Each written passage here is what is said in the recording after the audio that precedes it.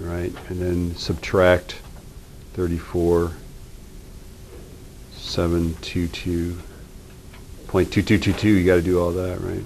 Why do you Okay. not have to add the loss from transformers to the top? I did this. What about the other one? This is if you transmit it at 120 But it's also volts, 99% right, along the transmission lines. Here we're running it at 1200, so this is one way of doing it. This is another way of doing Yeah, it. but like, why don't you add that with the loss of the transformers? Because it's not doing both. It's doing this or this. We're just comparing one to the other. Right, so we don't have to add them together. Wait, we add them? We don't have to. But I do have to add the amount lost in the power lines to the transformers. So when you use transformers, you lose less on the power lines, but you have these transformers and they lose power. And I think 99% efficiency is about what they are, right? The book said generally they're better than that, though. Better than 99%? 95 and above, pretty much. Yeah, well, this is better than, yeah. Oh, 99.95? Yeah, they said they're generally better than 99%. 99, they're better than 99%. Yeah. Okay. But we're just going with 99, right? So anyway, the difference between this, that's what they want to know, is what's the difference between this and this? And when I do that, I get, drum roll please. Well, I don't need a drum roll. Right? And the answer is 33.4 kilowatts difference. So I think we're good enough. Yeah. Yeah. What if multiply that by 2? Hey. If you multiplied it by 2, it would not be a good number. Okay. And then 41. Can you explain what? So you just multiply it by 0.99, and then multiply it by 2 again. Oh, no, what I did, this is just back at the seat of the pants. Really, yeah, you need to do something like that, right? You need to like do something clever. I just said we lose 2% because it's 1% at each transformer, right? It's approximately 1,000 watts that we lose that way, right?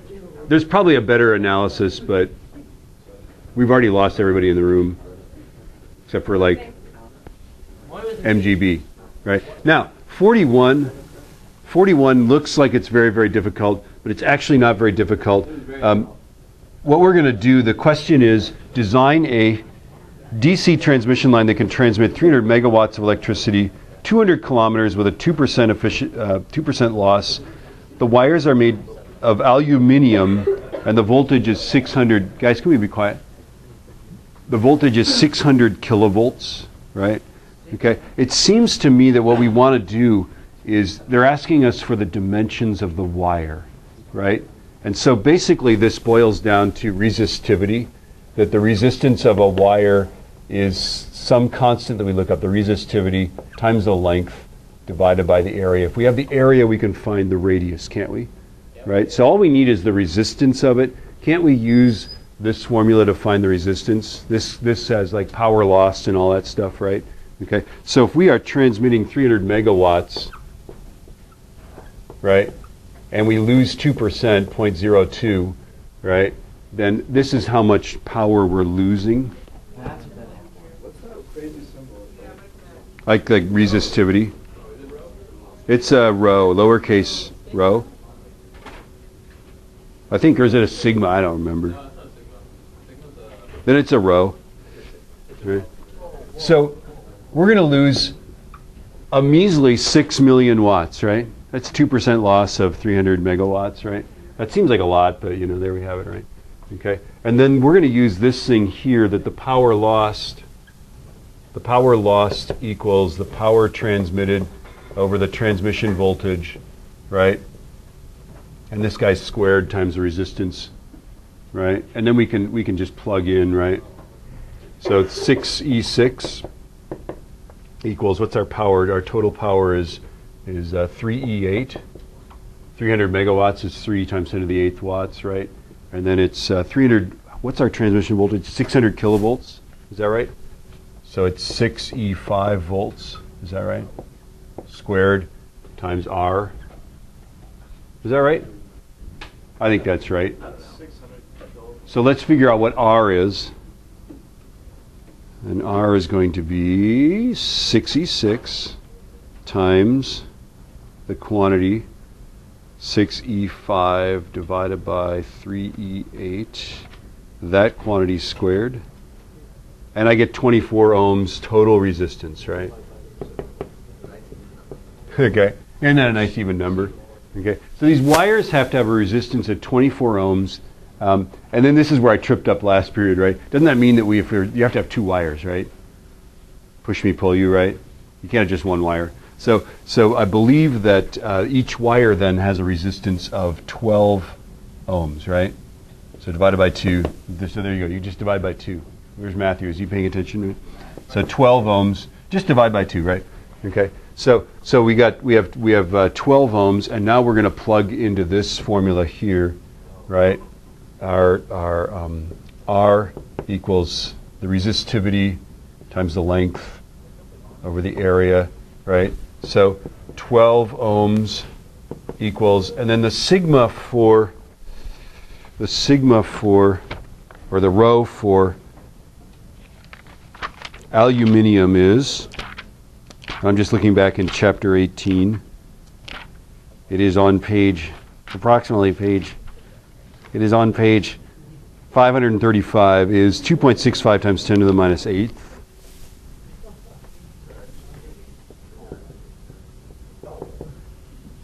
That's ohm meters, right? Our length is 200 kilometers, so 200 E3, right? And then we can find our area. Oh my God, I guess this is sort of a complex problem, sort of. All right, so divide this guy by 2.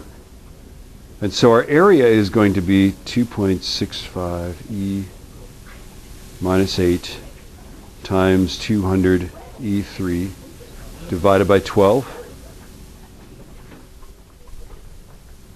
So the area is 4.41666 times 10 to the minus 4th square meters.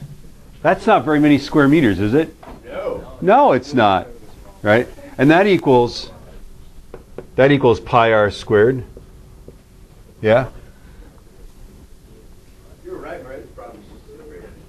So I'm going to divide by pi.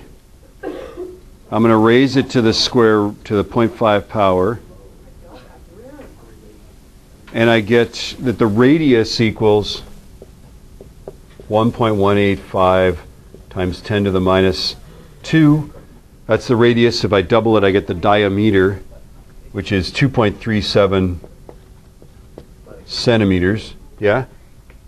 And they give 2.35, and they're just wrong. No, I don't know. I don't know where we went wrong. Or you say 5, I say 7. You know, they go in the testomatic there. That's cool. Is that cool? That's cool. Is that going to be on the text? That is all over the test. In fact, the test is nothing but that. That's the easiest question on the test. The hardest question involves tensor variable calculus and vector field theory combined with four-dimensional. No, not so much. I don't think I have a resistivity one on the test. Although that is a good idea. But it's not this chapter, so.